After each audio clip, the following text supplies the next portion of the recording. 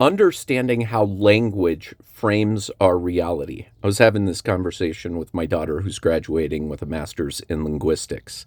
And the topic of law, the fact that there is a language, that we have a common language of English, but there is a different version of English for law.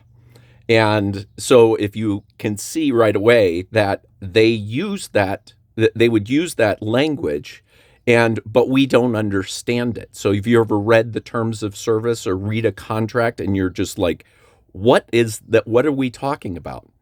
So it makes us, if you really understand it, it's like they want us to be confused. They don't want us to understand what the heck is going on.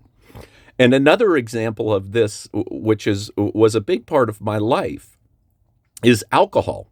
We frame alcohol as this social norm.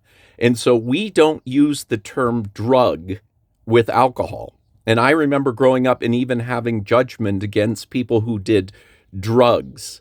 And as I've evolved, I've understood, like, people would criticize me for using marijuana with a big glass of wine in their hand. And it's like, and where's the cognitive dissonance? Where is that understanding that alcohol is also a drug? Well, it's just a cultural norm that we don't use the term drug, which is then has a bad connotation. We don't use it with alcohol as a social norm.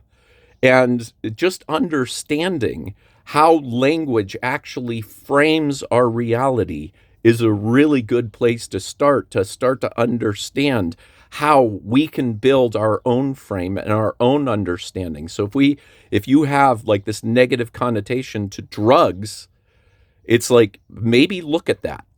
Maybe look at the fact that things aren't exactly what it appears to be.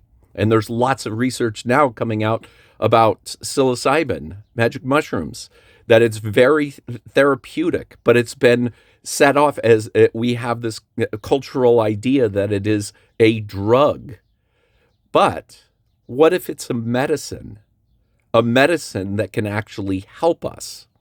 So just language frames our reality, just being aware of it.